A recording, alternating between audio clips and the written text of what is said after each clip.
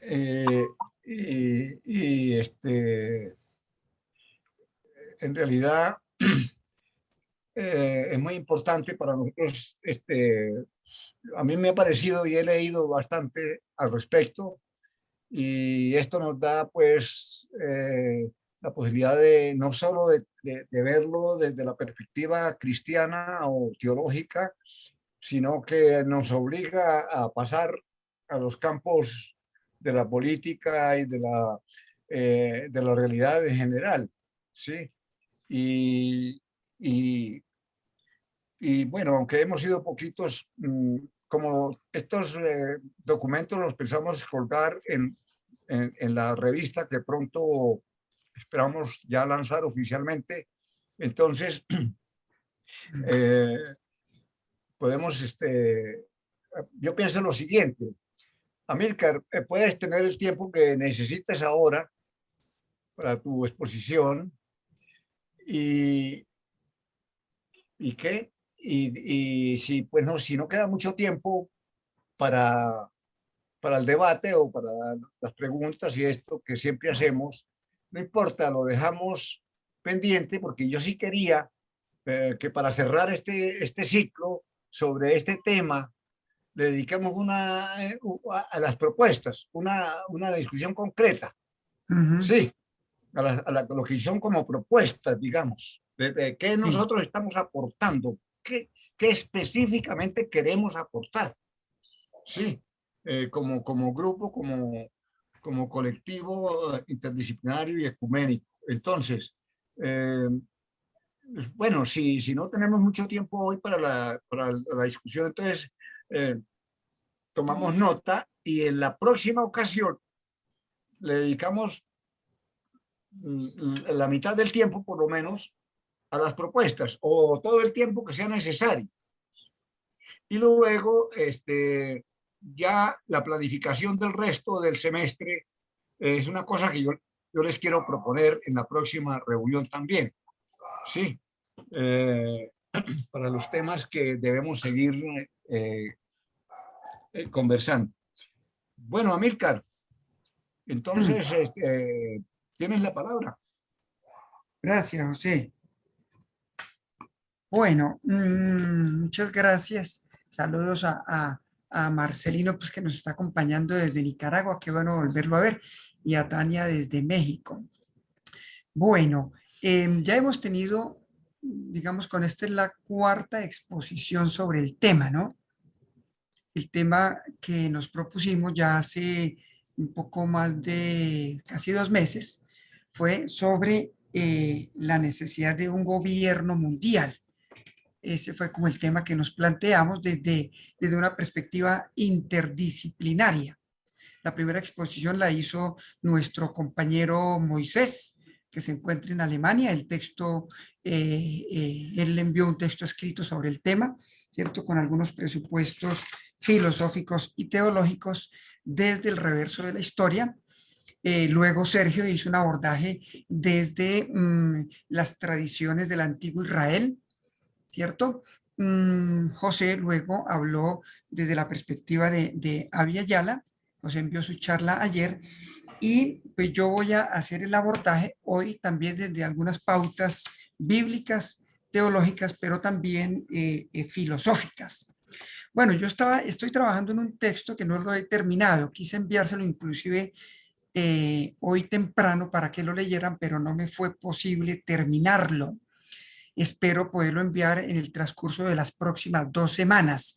Voy a usar una presentación que preparé, ¿cierto? Para, digamos, para ser más concretos en el abordaje y, y lograr como hacer una exposición que incluye los diferentes aspectos que voy a considerar, aspectos de la realidad, ¿cierto? Ya Marcelino mencionaba el asunto de la coyuntura, que siempre es muy importante tener presente a la hora de hablar de teología, de filosofía, de reflexiones bíblicas. Bueno, y me cuentan si por favor si se ve la presentación. No sé si se Sí, estará viendo ahí.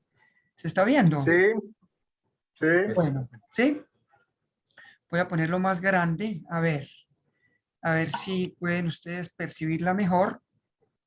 Es una exposición que no está terminada, ¿no? Incluso esta exposición, digamos, en PowerPoint, no la alcancé a terminar. Quedan algunos aspectos que me limitaré a enunciarlos, pero que espero en el texto escrito y en estas mismas diapositivas, pues compartírselas en algún momento cuando estén terminadas. Entonces lo he llamado intuiciones, a ver que aquí no me deja ver intuiciones teológico-filosóficas de cara a la necesidad de un gobierno mundial. Apuntes para la reflexión colectiva en Brotes de Vida, julio de 2022. Entonces, eso me parece importante tenerlo presente. Son intuiciones, ¿cierto? No son verdades, pues, acabadas. Bueno, en algunos momentos les pediré que si me pueden ayudar a leer algunas diapositivas, les agradeceré. Bueno, horizontes de apertura. ¿Sí? Voy a utilizar varios horizontes de apertura como para ubicarnos en el contexto nacional, regional, al que se refería Marcelino, y también global.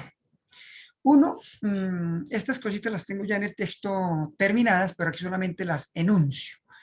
Vivimos un cambio de época, ¿no? Leí esta semana un texto que enviaron ahí que no se trata de una época de cambios, sino de un cambio de época. Me parece interesante ese pensamiento. La guerra en Eurasia y el auge de los BRICS, que es un bloque económico, ¿no? Brasil, Rusia, India, China y Sudáfrica. Esta semana que está terminando, la China a comienzo de la semana, en la reunión del grupo de los 20, dio la aprobación para que Argentina sea incluida en el grupo de los BRICS. Estos dos aspectos, digamos, que menciono, la guerra en Eurasia y el auge económico de los BRICS, habla de un nuevo orden mundial. A eso me refiero cuando estamos hablando de un cambio de época. Bueno, quienes estamos aquí, creo que hemos vivido no sé si José, no creo, ¿no? Si José vivió el contexto del fin de la Segunda Guerra Mundial, ¿cierto? En 1948-49, cuando se estableció un nuevo orden mundial. De hecho, ¿cierto? Ahí se hizo un reparto del mundo entre los ganadores de la llamada Segunda Guerra Mundial y pues yo no había nacido, ¿no? Creo que no sé si José ya habría nacido, no lo sé, pero sí nos tocó vivir un cambio de época muy importante que fue el fin de la llamada Guerra Fría, ¿cierto? Con la disolución de la Unión Soviética en 1991. Ahí vivimos un cambio de época porque pasamos de un mundo bipolar, ¿cierto? A un mundo unipolar bajo la hegemonía del mercado apalancado por la potencia del momento que fue los Estados Unidos de América. Bueno, entonces, para decir algo más sobre esto, yo insisto en que efectivamente estamos en un cambio de época con lo que está ocurriendo en la guerra entre Rusia contra Ucrania, ¿cierto? Eso está poniendo de presente un aspecto muy importante, ¿cierto? Es que ya la hegemonía militar de los Estados Unidos tiene una cortapisa, ¿cierto? Muy importante a nivel global. El solo hecho de que Rusia haya intervenido en Ucrania por cuestiones geopolíticas y que Estados Unidos con el grupo de la OTAN no hayan intervenido directamente, eso, a mi modo de ver, pone de presente la capacidad disuasiva que tiene en este momento Rusia con sus armas, digamos, tan poderosas como los misiles hipersónicos. Entonces creo que eso es lo que ha frenado a los Estados Unidos, porque Estados Unidos de hecho no ha podido todavía elaborar armas hipersónicas y creo que eso los disuade para no meterse de lleno en la guerra de Ucrania. Por el otro lado, el grupo de los BRICS, que es como la locomotora que está moviendo la economía, este grupo mueve el 30% del PIB mundial, el 30%, ¿cierto? Estamos hablando de 5 países. ¿cierto? Mueven el 30% de la economía mundial y representan el 44% de la población mundial. La China y la India, ya esos son los dos países, suman más de 2.000 millones de habitantes. Bueno, entonces yo creo que eso que está pasando en Eurasia y, digamos, el auge de los BRICS con la China a la cabeza, que digamos la China y la India, pero sobre todo la China, que está ya a un punto muy pequeño de sobrepasar la economía de los Estados Unidos. Es un bloque comercial que ustedes ven ahorita con lo que está pasando, la pérdida de poder económico de Europa es impresionante, ¿no? Incluyendo a Alemania, que es pues la locomotora que mueve la Europa occidental, ¿no? Bueno, ese es un aspecto, digamos, a tener presente cuando hablamos de un cambio de época. Entonces, hablo ahí estamos frente a un mundo multipolar, ¿cierto? Lo que vemos es, digamos, la avanzada de la OTAN, ¿cierto? El control de que los Estados Unidos está ejerciendo en la OTAN demuestra como, en el fondo, para mí, la incapacidad en que se está viendo Estados Unidos, que es una potencia ya que anda de capa caída.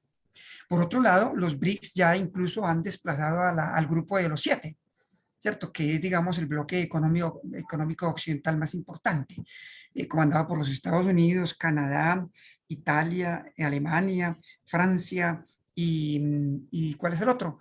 Son 7, y Japón. Bueno, vamos a un segundo punto, no entro mucho en detalle porque ustedes tienen la oportunidad de leer bastante sobre eso, pero creo que estamos en un cambio de época muy importante. Segundo punto tiene que ver con la cuestión regional. Los nuevos gobiernos progresistas de la región latinoamericana, no incluye mucho al Caribe porque ahí yo no sé, no tengo mucha información del Caribe, ¿cierto? De cómo esté ese proceso ahí. Es un síntoma de este reordenamiento mundial.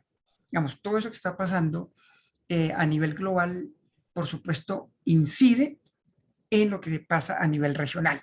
El triunfo del pacto histórico en Colombia, ¿cierto? Para Tania y para Marcelino, que están en el exterior, el pacto histórico, digamos, fue la coalición de diferentes organizaciones políticas, sociales, progresistas que se unieron para luchar por ganar la presidencia en Colombia, cosa que se logró el pasado 19 de junio.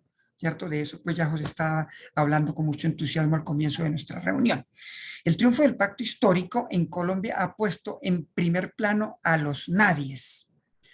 Esta es una expresión que ha hecho carrera en la campaña presidencial, sobre todo en este año, con la presencia de Francia Márquez, que fue la compañera de Gustavo Petro en la carrera por la lucha por la presidencia de la República, ¿cierto? Francia Márquez, que es una mujer afrodescendiente del Pacífico colombiano, una luchadora social, una mujer campesina, abogada de profesión, utiliza mucho esa expresión que es tomada de el escritor uruguayo Eduardo Galeano, los nadies, para referirse a los sectores de la población que son desconocidos, que son ninguneados, ¿cierto? Que es otra expresión que usa también el amigo Eduardo Galeano. Entonces, ese es otro factor muy importante. Ya ustedes mencionaron ahorita los países que en América del Sur, ¿cierto?, han optado por gobiernos progresistas, no sin inconvenientes, como en el caso de Perú, ¿cierto?, por la cuestión de la gobernabilidad tan complicada que hay en el Perú. Eh, y esperamos que en Colombia, pues, ojalá pueda haber gobernabilidad, ¿cierto? Miren ustedes que esa situación que se está viviendo en América Latina, sobre todo incluyendo a México y a Honduras, a Nicaragua, ¿cierto? Refleja avances de fuerzas políticas que cuestionan la hegemonía de la propuesta de los poderes, digamos, tradicionales que han gobernado nuestros países. Entonces, obviamente eso tiene incidencia cuando hablamos de una gobernanza global, de la necesidad de un gobierno global. Lo que vemos con el mundo multipolar, ¿cierto? A nivel global y con lo que pasa en América Latina con una serie de gobiernos progresistas, es que ahí, a mi modo de ver, es muy difícil de hablar de una gobernanza global. ¿cierto? ¿Cómo se va a medir eso? ¿Cuáles son las propuestas políticas? ¿Quién va a ejercer la gobernanza global? Es muy complicado, ¿cierto? En un contexto de multipolaridad. Bueno, en tercer lugar, llegando al caso de Colombia, ahí menciono el asunto que nos extrajo a colación Carlos Mario con la carta de la que nos habló y leyó, que en Colombia el informe final de la Comisión de la Verdad, ¿cierto? Que lo presentó la comisión en cabeza del padre Francisco de Rú, que es un sacerdote jesuita, que es el presidente de la comisión, el pasado 28 de junio, es decir, la semana pasada. Es una palabra, lo pongo entre comillas, es una palabra que interpela desde las víctimas de un conflicto interno de más de 50 años. ¿Cierto? Ya, bueno, creo que, mire que José insistió mucho en la importancia de ese texto, de ese documento, que es un documento, por supuesto, muy extenso. Lo que conocemos por ahora son fragmentos de ese informe final, pero que yo creo que hay que leerlo y hay que utilizarlo pedagógicamente en el trabajo con nuestras comunidades. Este documento, esa palabra, entre comillas, ¿cierto? Revela el desgobierno de las instituciones legítimas que hemos tenido en Colombia, en este caso, ¿cierto? Y de otra parte, el orden armado, eso es una citación que en el texto que ustedes van a recibir, después lo van a encontrar, tomado directamente del documento final de la Comisión de la Verdad, orden armado de grupos legales e ilegales que no han reconocido al otro, lo pongo en mayúsculas, y a la otra como seres humanos de igual dignidad. Francia Márquez insiste mucho eso, ¿no? En la perspectiva del otro, de la alteridad, ¿cierto? Ella usa también una frase que es muy interesante, ¿no? Que proviene pues de toda la filosofía bantú, africana, ¿sí? Soy porque somos. Es decir, yo tengo identidad y me reconozco como persona, como ser, porque me pertenezco a una comunidad, bueno, con idioma, con cultura, con tradiciones, con cosmovisiones, bueno, con, digamos, toda una riqueza cultural muy legendaria. Bueno, entonces, ese informe de la Comisión de la Verdad, a mi modo de ver, trayéndolo a cuento para nuestra reflexión, es interesante porque refleja el desgobierno de los gobiernos nuestros, ¿cierto? El hecho de que Colombia haya vivido un conflicto armado interno de más de 60 años pone de presente dónde estaban los gobiernos, ¿no? La Comisión de la Verdad hace esa pregunta. ¿Dónde estaban los gobiernos? ¿Dónde estaban las iglesias? ¿Dónde estaban las instituciones económicas? ¿Dónde estábamos nosotros cuando toda esta tragedia ocurrió en Colombia? ¿Cómo lo permitimos? Es una pregunta, un imperativo de carácter ético muy importante que todos y todas tenemos que responder. Y por supuesto, la misma comisión lo dice, no en mismo nivel de responsabilidades. Bueno, ahí dejaría la introducción, porque una pregunta, ¿cierto? Que nos podemos hacer, bueno, aquí están las preguntas, guía para la reflexión que surgen como de esos horizontes de apertura que estoy poniendo para la introducción. Las preguntas son, ¿cómo asumir la idea de un gobierno mundial desde la perspectiva de quienes sufren las consecuencias de determinados sistemas de gobernanza o de orden basados en el ejercicio desmesurado del poder? Otra pregunta, ¿será acaso posible aceptar un gobierno mundial desde la perspectiva del reverso de la historia? Bueno, a mí me interesa afirmar y sostener desde el punto de vista filosófico y bíblico-teológico que eso no es posible, ¿cierto? Otra pregunta, ¿qué tiene que decir al respecto la memoria subversiva, entre comillas, de la liberación paradigmática del pueblo de Dios registrada en la Biblia hebrea y en el Testamento cristiano? Estoy tomando prestada una frase que va a aparecer más adelante del biblista argentino ya fallecido José Severino Croato, ¿cierto? ¿Qué tiene que decir la memoria subversiva del pueblo de Israel, del pueblo cristiano y de los pueblos de la tierra frente, ¿cierto? O registrada en nuestro caso en la Biblia hebrea y en el Testamento cristiano? Yo creo que sí hay mucho que decir, ¿cierto? Implícita y explícitamente nuestros, digamos, ese texto teológico tiene mucho que decir. Bueno, vamos a avanzar.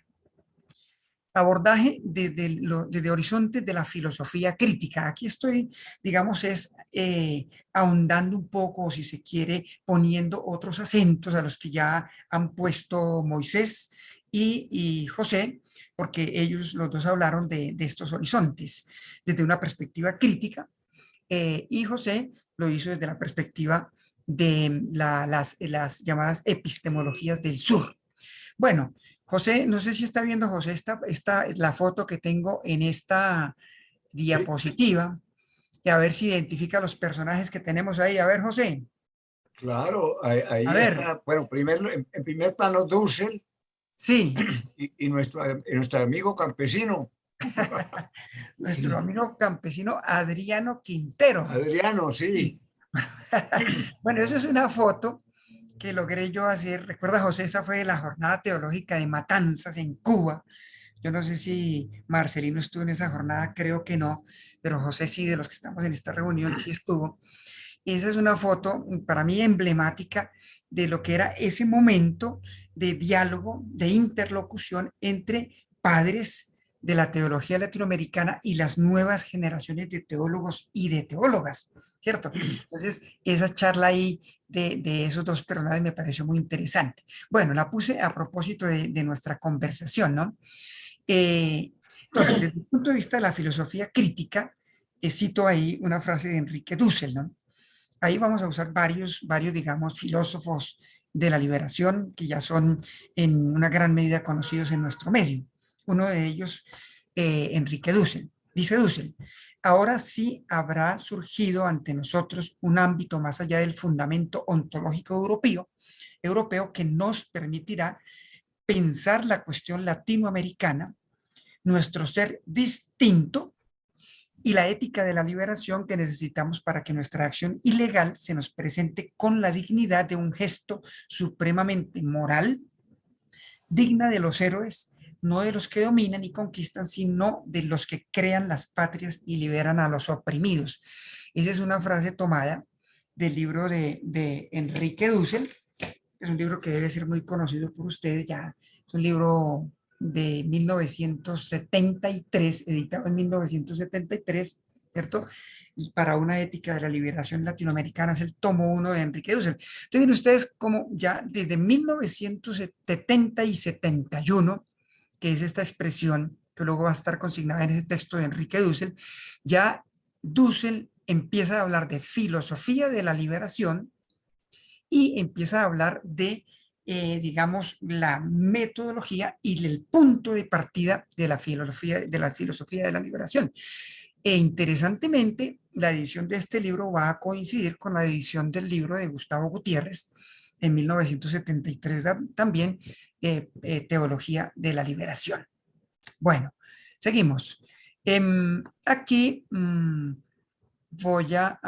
tengo otra imagen de Dussel, ¿cierto? En ese mismo libro, Dussel va a hacer una afirmación muy interesante en términos de metodología filosófica. Dussel habla ahí en ese libro de la dialéctica a la analéctica. Y dice Dussel en la página 12 del mismo libro que estoy citando, desde la alteridad, lo pone Dussel con mayúscula, la primera, ¿cierto? Para destacar la importancia de ese término, surge un nuevo pensar no ya dialéctico, sino analéctico. ¿A qué nos referimos con eso? Entonces, otro filósofo, mire usted, en este caso, este es un filósofo colombiano, Eduardo Mendieta, que es profesor en Estados Unidos, filósofo, ¿cierto? Que ha bebido mucho de la filosofía de la liberación, sobre todo de Enrique Dussel, y de otros, ¿no? De Raúl Fornés Betancur y otros.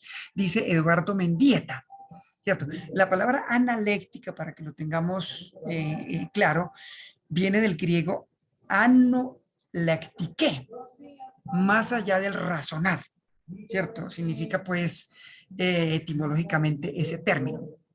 Según Eduardo Mendieta, en otro libro de Enrique Dussel, dice él, para romper las amarras de su coerción y subyugación, se refiere a la dialéctica ontológica o existencial, de la modernidad, debemos abrirnos al otro desde su punto de vista.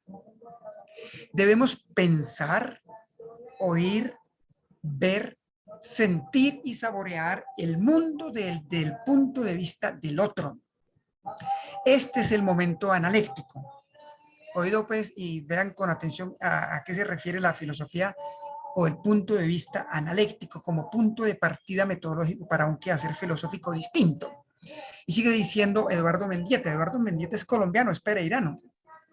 Perdón, Así, si Amílcar, la dialéctica, señor, señor, perdón, es que hay alguien, hay una interrupción, hay alguien que está por ahí ocasionando un ruido o se le está colando un ruido y se está interfiriendo. es el que Para proviene que, si por favor apagan los micrófonos.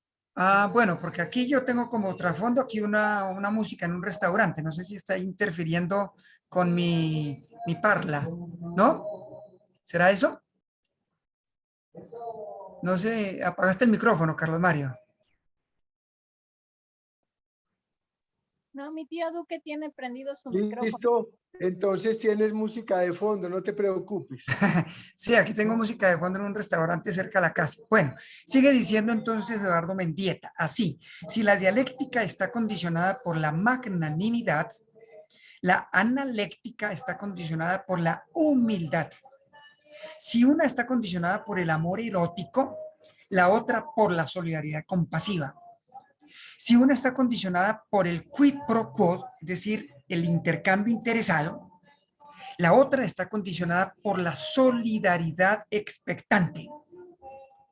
Si una se refiere a la producción y al beneficio, la otra se coloca al servicio y a la donación. Nos acercamos al otro en actitud reverente, dispuestos a servirlo y a demostrar la empatía solidaria. Estas son palabras de Eduardo Mendieta en un capítulo del libro de Enrique Dussel, otro libro que ustedes deben conocer, Hacia una filosofía política crítica. Un libro de Enrique Dussel editado en el año 2003.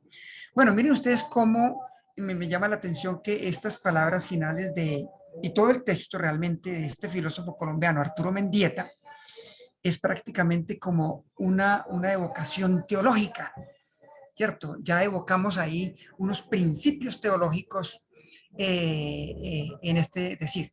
Es muy importante y yo lo he aprendido en el caminar, en la formación y sobre todo en el caminar con las comunidades y los movimientos teológicos y sociales que hemos acompañado, que para mí la filosofía y la teología son caminares que no se pueden separar, ¿cierto? Son quehaceres, ciencias sociales, humanas, como queramos llamarlas, que caminan a la par, ¿cierto? Que son muy difíciles de separar, pero ya sabemos que por todo, digamos, la filosofía, el carácter monotópico de la filosofía europea, de la modernidad, pues fueron artistas especializados en el análisis, es decir, en la separación, en la división de los diferentes saberes hasta tal punto de tornarlos incluso contradictorios, separarlos, ¿no? Que ha sido, como digamos, uno de los principios fundamentales de la ciencia moderna. Bueno, vamos a seguir. Analéctica y política, sigue diciendo Mendieta. La política observada desde una perspectiva metafísica y manejada con métodos analécticos permite comprender que existe una política de la totalidad y una política del otro. La primera es la política del statu quo, de la totalidad establecida y normativa, es decir, de la filosofía de la totalidad propia de la modernidad. Esta es una política de fetichización y divinificación, de entronización y homogeneización intolerante. De hecho, la política ontológica se convierte en la ciencia que allana el funcionamiento de la máquina, del poder, y que asimila la otredad a sí mismo y que excluye la indisoluble alteridad del otro. La política se convierte en la fuerza de producción y concentración del poder con la finalidad del control de otro orden y fuera de la totalidad. esta expresión, esta frase también de Mendieta, está tomada del mismo texto de Enrique Dussel. Bueno, miren ustedes que en esta frase, Mendieta está haciendo una crítica muy profunda al carácter, digamos, divinificador y de fetichización que ha tenido la filosofía de la modernidad, ¿cierto? Porque considerándose superior a las demás filosofías, a las otras culturas del mundo, ¿cierto? Y que por supuesto son culturas particulares, entonces se absorbe al otro como parte de sí mismo. En el libro 1492, El origen del mito de la modernidad, de Enrique Dussel, que es de 1992, que es una fecha pues muy importante para América Latina y el Caribe por el asunto de los 500 años de la llegada de la colonización europea. Enrique Dussel hace una crítica muy fuerte y muy bien sustentada al mito de la modernidad, ¿cierto? Porque según Enrique Dussel, el mito de la modernidad se construye negando la otra cara de la modernidad, que es la de la colonización, la otra cara de la moneda. Entonces, es como someter al otro a sí mismo en una totalidad que es avasalladora y dominante, que es lo que hemos vivido en el caso de América Latina y el Caribe, con el avasallamiento de la cultura europea, de las ciencias europeas, de la tecnología europea y luego norteamericana, y por supuesto también con los poderes políticos establecidos, respaldados en esa visión hegemónica de la vida. Bueno, el principio analéctico es importante tenerlo presente porque va muy de la mano con el principio de la teología latinoamericana que se llamó en su momento el reverso de la historia. Es decir, ver la historia, ver la vida, ver la realidad desde la perspectiva de los que sufren, de las víctimas, de los desconocidos y borrados de la historia. Bueno, transmodernidad y globalidad. Le voy a pedir, Carlos Mario, ¿quiere leer esta diapositiva? ¿Sí? Sí, ¿La ves bien? perfecto. Dale. Sí. Dice transmodernidad y globalidad. Dice Dussel que frente a la modernidad hegemónica, todo esto bosqueja para el siglo XXI un mundo cultural multipolar, con afirmación creciente de la diferenciación cultural, más allá de la pretensión homogeneizadora de la globalización capitalista actual y aún de la diferencia posmoderna que le cuesta imaginar otras universalidades culturales de milenaria tradición. Transmodernidad futura, polifacética, híbrida, postcolonial, pluralista, tolerante, democrática, pero más allá de la democracia y el Estado liberal, con espléndidas tradiciones milenarias, respetuosa de la exterioridad y afirmativa de las identidades heterogéneas. Dussel, año 2001. Gracias, Carlos Mario. Bueno, ahí tenemos otra de los aportes clave de la filosofía de la liberación de Enrique Dussel, que es frente al proyecto monotópico, ¿cierto?, de la modernidad. Dussel propone una transmodernidad, es decir, ir más allá de la modernidad para mostrar las otras caras de la modernidad, aquellas que la modernidad hegemónica asumió, subsumió, desconoció y subalternizó, por lo que Aníbal Quijano, el filósofo peruano, llama la colonialidad del poder. Es decir, nosotros en América Latina y el Caribe hemos vivido, experimentado, hemos crecido bajo la visión y la imposición de esa filosofía hegemónica. Por supuesto, lo hemos vivido también en los ámbitos eclesiales. Digamos, las iglesias generalmente también reproducen esa misma perspectiva de la colonialidad del poder en las instituciones eclesiales y paraeclesiales. Entonces, al hablar de la transmodernidad, ¿cierto? Dussel y como también Mendieta están proponiendo que es fundamental el reconocimiento del otro y de la otra, ¿cierto? Que se entre en un proceso de reconocimiento, lo vamos a ver en boca de otras filosofías, de dos filósofas norteamericanas, pues estadounidenses, ¿cierto? Entre ellas Judith Butler, que cuestionan mucho la hegemonía patriarcal y androcéntrica de la modernidad. Bueno, entonces, esto me parece muy importante tenerlo presente a la hora de hablar de un gobierno global. Es decir, cuando hablamos, lo estoy retomando frecuentemente porque para que el discurso no nos quede como muy en el vacío y lo relacionemos con el tema que estamos trabajando, que es la necesidad de un gobierno global en las actuales circunstancias que estamos viviendo en el planeta.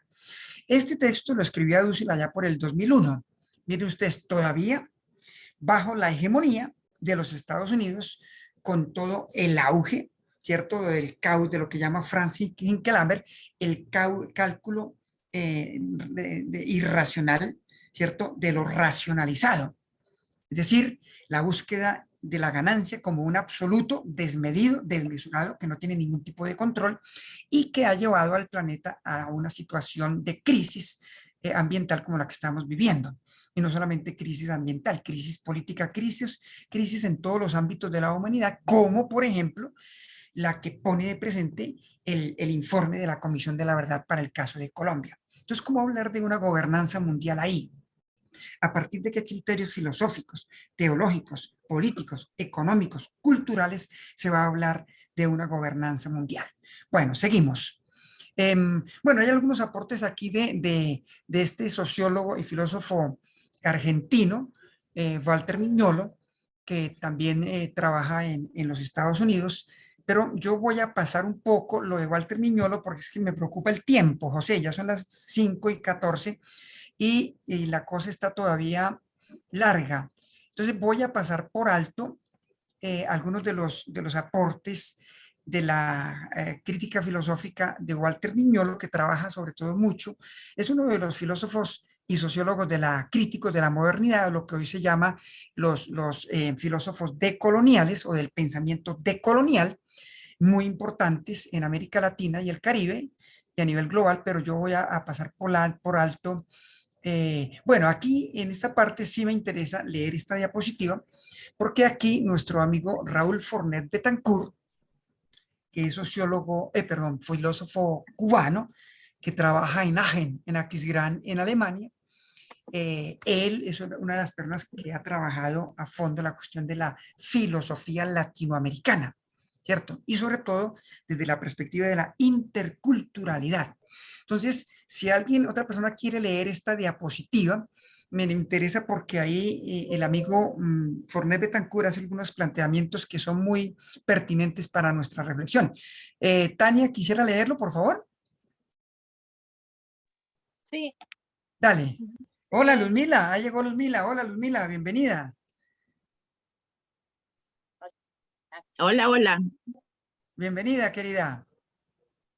Ahí llegó el Perú. Perú profundo. Profunda. Bueno, dale, Tania, por favor. Sí, dice, tesis para la comprensión y práctica de la interculturalidad como alternativa a la globalización. La interculturalidad se propone, pues, como una alternativa que permite reorganizar el orden mundial, pues insiste en la comunicación justa entre las culturas como visiones del mundo y porque recalca que lo decisivo está en dejar libre los espacios y tiempos para las visiones del mundo puedan convertirse en mundos reales. La alternativa propuesta por la interculturalidad implica, por tanto, una nueva comprensión de la universalidad, pues se trata de una universalidad que supone la liberación realizante de todos los universos culturales y que, por eso mismo, ni se impone por imperio de algún centro, ni se logra al alto precio de la reducción y de la nivelación de lo diferente, sino que crece desde abajo como un tejido de comunicación libre y de solidaridad. Desde esta perspectiva, la propuesta alternativa del planteamiento intercultural se puede presumir en una frase. Resumir. Resumir. Eso sí. El ideal de la universalidad como praxis de solidaridad entre las culturas. Gracias, Tania. Bueno, sí, es tomado del libro Hacia una filosofía intercultural de Raúl Fornet Betancourt. Bueno, ahí tenemos, me parece a mí, otro punto de vista muy importante a tener en cuenta cuando tenemos alguna pretensión de un gobierno global. Y a mi modo de ver, esto no solamente es vigente y rige para un supuesto gobierno global, sino para cualquier tipo de gobernanza, sea de una nación, sea de un bloque político o económico, o sea de una organización social, una organización religiosa, una organización eclesial o comunitaria de cualquier índole. Estos son criterios imprescindibles para la organización de las comunidades. Ahora, por supuesto, este pensamiento de Raúl Betancourt, que es de 2001, ¿cierto? En términos de la hegemonía de la globalización, a propósito, un pequeño paréntesis, no yo olvidé mencionar en los asuntos preliminares que ya la globalización se acabó. Es decir, es un hecho que en el mundo multipolar que estamos viviendo de cambio de época, ya la globalización no va más, no existe más, no funciona más. Es un aspecto muy importante para tener en cuenta en el ámbito económico y de la relación comercial e intercambio comercial entre las naciones y los pueblos. Bueno, vamos a avanzar, pero me interesa que dejemos este otro pensamiento de Raúl Fornet Betancourt muy en mente, ¿cierto? Que una pretensión de universalidad tiene que partir de la praxis de solidaridad entre las culturas. Ahora vamos a ver, por supuesto, que otros pensamientos emergentes, si es que la palabra todavía es vigente, desde el mundo de las mujeres, desde el mundo de los pueblos originarios, desde el mundo de los pueblos afrodescendientes, desde la diversidad sexual, desde los jóvenes, desde las diferentes culturas, pues, ¿cómo hablar de una gobernanza global si no se tienen en cuenta las necesidades, los desafíos, los pensamientos, los saberes de todas estas tradiciones culturales que tenemos en el mundo? Vamos a seguir. Bueno, ahí viene un asunto de las epistemologías del sur, que voy a pasarlo también por alto. Ahí utilizo a Boaventura de Sousa Santos, yo creo que ustedes lo conocen suficiente. Lo voy a pasar por alto porque yo creo que ya ha sido trabajado. Este pensamiento de Joseph Esterman, que debe ser también conocido por ustedes, suizo, que ha trabajado muchos años en el altiplano boliviano. Yo no sé si en Perú también, no sé si Esterman ha trabajado en Perú, pero más que todo sé que es en Bolivia, donde yo lo conocí. Y tuvimos En el ICEA trabaja. Ha en el trabajado ICEA, sí, en el ICEA, es profesor invitado del ICEA, es filósofo. Y él ha trabajado mucho la cuestión de la filosofía andina y la teología andina, ¿cierto? Eso para que tengamos en cuenta el mundo desde el cual él parte. Y es una persona, a mi modo de ver, muy interesante porque hace una analogía, ¿cierto?, entre lo que es el legado de la filosofía occidental, de la modernidad, en relación con un pensamiento y los saberes, la filosofía andina, que es tan rica, tan diferente, y vale la pena leerlo, ¿no? A Joseph Esterman. Bueno, pero traigo esta frase de Joseph Esterman, que es tomado de este libro, que pronto ustedes lo conocen. Si el sur fuera el norte. ¿Sí? Chacanas interculturales entre Andes y Occidente. Chacanas para los quechuas y aymaras son como puentes, ¿no?, de relacionalidad entre el cosmos y entre la realidad humana. Bueno, no sé si Luzmila quisiera ayudarnos con la lectura de esta diapositiva, por favor. Luzmila, ¿quieres? Califica como idolatría la actitud soberbia de la filosofía occidental que se presenta como supracultural, cuando dice, ninguna cultura, ningún topos filosófico puede abarcar todas y cada una de las posibilidades de la humanidad. Esto tal vez sea la ibris fundamental de la tradición filosófica occidental, producida en su gran mayoría por hombres blancos de clase media. Se presenta como universal, supracultural y como absoluta inclusive. En la teología, esta soberbia etnocéntrica, esta universalización de un punto de vista culturalmente particular, esta supraculturalidad de una posición fuertemente enraizada en una cierta cultura, se suele llamar idolatría. En la filosofía es una falacia, pero una falacia no reconocida y por tanto perpetuada por la academia. Gracias, Luzmila. Bueno, mire que en este texto ya Esterman nos está haciendo la chacana, el puente entre la filosofía y la teología. Oh, es muy fácil, como yo lo estoy intentando hacer en esta modesta exposición, movernos entre la filosofía y la teología, porque es que son saberes inseparables.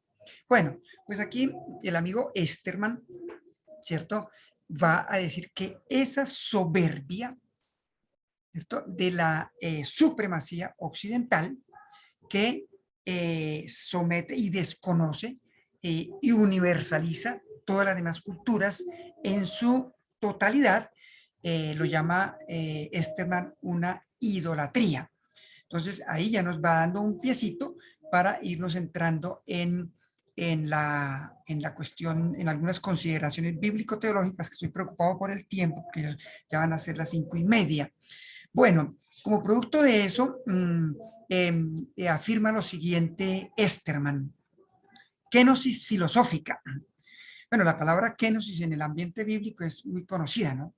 Estamos hablando de esa palabra que es muy importante en el poema introductorio de Pablo, bueno, allá en la carta a los Filipenses 2, donde Pablo habla del vaciamiento, ¿no?, de Jesús, que siendo Dios no se aferró a su condición divina, sino que es un movimiento kenótico, se vació de eso para hacerse humano. Y bueno, entonces la kenosis es vaciamiento, ¿no?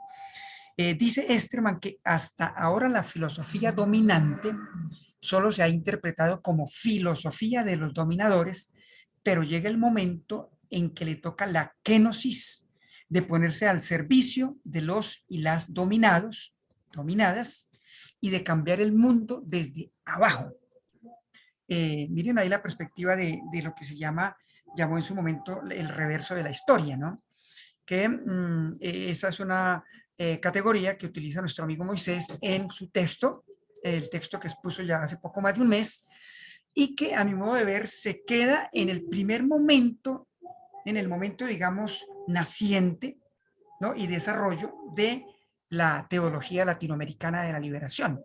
Va a reflejar ese punto de vista hermenéutico, ¿no? Un punto de partida que es una ruptura epistemológica ya con la teología occidental, ¿cierto?, que parte de categorías abstractas más o menos de esa totalidad europea que la crítica decolonial tanto pues cuestiona, ¿no? Y un segundo momento que pues ya hemos vivido quienes estamos aquí presentes, Luzmila, Carlos Mario, pues José, Tania, bueno, todo la hemos vivido, tiene que ver con el surgimiento de otros movimientos filosóficos, teológicos, que en su momento fueron emergentes, pero que reflejaron toda esa riqueza subjetiva de unos colectivos sociales que, ¿cierto?, en los términos de Walter Mignolo, fueron pensamientos liminares que fueron subalternizados, desconocidos por la filosofía y el pensamiento occidental, pero que nunca dejaron de producir, ¿no? Y entonces esos pensamientos afloran con fuerza y por supuesto entonces en el segundo momento el quehacer teológico latinoamericano, caribeño, por supuesto ya es un pensamiento mucho más plural, ¿no? Mucho más híbrido, mucho más rico y que tiene mucho que ver con lo que Boaventura de Sousa Santos llama una ecología de saberes. Bueno, seguimos. Vienen, no sé, voy a preguntarle a José y a ustedes porque yo estoy preocupado con el tiempo. José, son las 17:27, entonces yo no sé si paramos aquí o qué hacemos, José. Usted es el comandante en jefe. ¿Se fue nuestro comandante en jefe o está ahí? José como que se fue a hacer la comida ya. No, lo que pasa es que, no, Ah, sí yo le está ahí. pregunto, le pregunto a los demás si se sienten o paramos, porque ya tenemos hora y Sí, media de estar aquí. sí, exactamente, sí, ya. Y no es Sí, bueno usar del entonces, tiempo, ¿no? porque yo creo que podríamos mejor parar, porque de todas Sí, maneras veo que nos vamos a quedar cortos, aunque sigamos unos sí, 15 minutos más. sí, José, yo creo que Mejor, eso. ¿qué te parece, Amílcar? ¿Paramos mejor? Como ustedes digan, yo soy todo oídos y lo que Porque yo ustedes creo digan es que la palabra de Dios. unos 15 minutos, pero no vamos a alcanzar casi igual. Entonces, yo sí preferiría parar para que continúe dándole el tiempo necesario a esta presentación que estás haciendo, que me parece está muy bien, ¿cómo diríamos? Organizada y pedagógicamente muy clara. Entonces, Sí, aborda lo que queremos hacer, que es la cuestión de primero la crítica y entonces después qué es lo que vamos a hacer nosotros o qué, por dónde vamos a contestar. No sé si les parece, paramos mejor. Pero se retomaría en la próxima reunión, porque a mí Serían me parece 15 que pues, el días. planteamiento que prácticamente... Ok, bueno, sí, está bien. Sí, serían 15 días. está muy bien. Entonces, Sí, y Amílcar, si hace señor, llegar el texto, será mucho mejor. sí, señor, por supuesto que Sí, sí. Trataré entonces, estoy trabajando en el texto, José, debo terminarlo, voy a ponerle más coraje a la cosa, a ver si luego terminarlo en una semana y se lo envío. Incluyendo también las diapositivas, porque las diapositivas pues es una manera más, digamos, creativa y pedagógica de ver algunos contenidos que de pronto puedan resultar pesados, pero sí, les mandaría esos dos textos, de manera que sí, José, por ahí en una semana espero poderlo hacer. muy bien. Con eso me Entonces, animo mejor yo a hacer el todavía, mío. Con eso yo también mejor me animo a todavía. enviar el mío. ¿Cómo, Sergio? Con eso yo también me animo a acabar el mío. Ah, está pendiente el de Sergio, ¿verdad? Entre otras cosas. Sí, Sí, ¿qué va? Sí, pues mejor paremos entonces, porque así bueno, tenemos ok, el texto está muy y es bien. que está muy interesante y está apuntando a las bases de lo que queremos, que es la base de la crítica filosófica y teológica. Así que Ya, eh, eh, paremos aquí. Muchas gracias a Milcar y gracias a todos. Y lo dejamos para que sea domingo, ¿verdad? ya, Mejor. A ver, está muy hacer bien. una convocatoria, a ver, un poquito distinta, a ver si vienen, si los que no han estado presentes en los últimos tres sesiones, pues ya aparezcan de nuevo. Sí, qué pesar que Muchas no haya gracias, estado Ami. presente Ismael, no sé, porque Ismael llama el amigo Kogi, ¿no? Sí, Porque él podría aportar de, mucho desde su mundo arhuaco y Kogi, ¿no? claro, porque él, además él está haciendo un esfuerzo enorme de traducir eso en su práctica pastoral, Ajá, ¿sí? En ese mundo Kogi, allá en la Sierra Nevada, sí, ¿sí? Y entonces yo me imagino que estos son temas que a él también le interesan.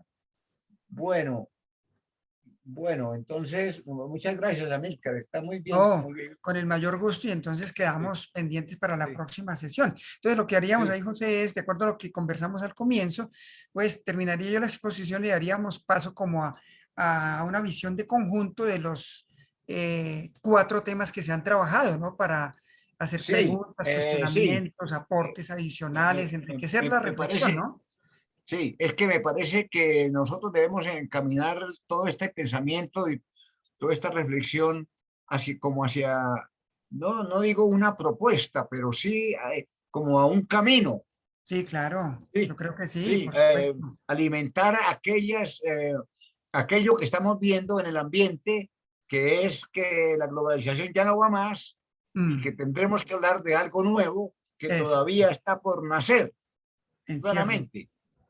Sí, señor, así es. entonces por ahí es que nuestro aporte sería interesante. Bueno, compañeros y compañeras, entonces nos vemos dentro de 15 días. Dios mediante. Una, Sí, una, una nota, por favor. Ok, Nosotros pensamos el miércoles, a más tardar, ya tener listo pues los apoyos de la carta. Los que vayan a firmar me mandan las razones pues sociales, como van a estar representados en esa carta para enviarla a la Comisión de la Verdad a más tardar el miércoles. Muy bien. Carlos Mario, mándame al una correo pregunta, electrónico el texto. Carlos Mario, Sí. pero digamos que podríamos hacerlo unos 2 o 3 en nombre del grupo, No, no lo que necesariamente queremos que es que firme no haya. cada uno. No, lo que queremos es que no haya personas, sino organizaciones, grupos. Organizaciones. Por ejemplo, Bien. nosotros Bueno, somos una pequeña comunidad de 12 personas que nos llamamos sí, Evangelio en Pijama. Entonces lo sí, firmamos como Evangelio en Pijama. Brotes de bueno, Vida, Casa Laureles, bueno. en fin. Bueno, Entonces lo firmamos como brotes de vida, como lo hemos calificado hoy, sí. para que aparezca así con ese nombre Sí, me y ponen con por la favor firma el de nombre algunos de completo de nosotros. Brotes de Vida. Sí. Entonces, lo que habíamos, sí, lo que habíamos pensado ahora, especialmente para esa publicación, sería brotes de vida, colectivo ecuménico interdisciplinario de América Latina y el Caribe, punto, para que no quede tan largo, Sí, ¿te parece? por favor lo ponen en el chat, por favor me lo ponen en el chat para no ir a Sí, tener sí, un error. te lo mando. Listo. Sí, cómo no, se lo mando. Gracias. Y Bueno, todos los demás, querido Marcelino, nuestro hermano metodista, que Saludos. lo ventile en el sínodo a ver qué pasa. Gracias, Amílcar, por ese recorrido. Con mucho gusto, Marcelino. Nos vemos dentro de 15 días, queriendo Yo, Dios. yo estuve ahí eh, en Cuba. ¿Estuviste en Cuba? Sí, en ahora, esa, ¿no? Ah, tú estuviste en esa jornada teológica en el sí, en esa 97. jornada teológica, donde Dussel Ah, presentó las 13 tesis, ¿no? Ah, sí, ya sé. eso. sí, Ludmila también estuvo allá, ¿o no? 2000, claro, Sí, ahí estuve, sí. No, sí. fue en el Ave 97, María, el que de hay las gente muy matanzas. pesada y subversiva. Qué bien, Marcelino. Sí, sí, yo estaba recordando que sí, porque yo tengo mucha foto de ese encuentro. Sí, Sí. y ahí va a ok. aparecer luego la idea de la transversatilidad que Dussel va a proponer en Matanzas, precisamente. Sí, Mm, sí, sí, sí, Perfecto. exacto. Ahí estuvo Listo. Emilio Castro, si no me equivoco también, sí, ¿no? también, sí, Claro, claro. ya me acuerdo, claro. Sí, por supuesto. Este, José, yo conocí un tal Atahualpa de la Iglesia Luterana de aquí de Colombia, Es el obispo de la Y yo, iglesia El luterana. obispo Sí, el Atahualpa. obispo, es el obispo. A serio, le están ninguneando el obispo, No lo mijo. confunda con Atahualpa Aldo, Yupanqui, sino que ese es el es el obispo obispo luterano Atahualpa de Jaramillo. Colombia. Sí, sí, sí, lo pero, conocí esta semana, acá vino para el encuentro de ACT. Ah, pero de Yo le digo, Atahualpa, debería participar en Brotes de Vida. ¿Qué es? Me dijo, y no sabía, y en verdad me olvidé. bueno, ya a Sergio le queda la tareita. pero de Atahualpa a mí hay una gran diferencia, compañeros. Sí, hay una ¿Así? diferencia de colonial. Ah, ya, bueno. Ya, listo. Veteranos somos, bueno. pero no en el mismo saco. Es como lo que dice Bueno. el Mario de la conferencia episcopal de ayer. Unos allá y otros acá. Bueno. Pero si le puedes echar, si puedes pastorear esa oveja, ya traen. Exacto. Pero, le pueden convertir. Puntos Yo suspensivos. no sé en qué se convertirá, pero bueno, póngale. Bueno, hermanos, un gran abrazo. Chao, chao. Chao, chao. Chao. Seguimos en contacto. ¿Cómo no? Bye. Chao. Chao, chao.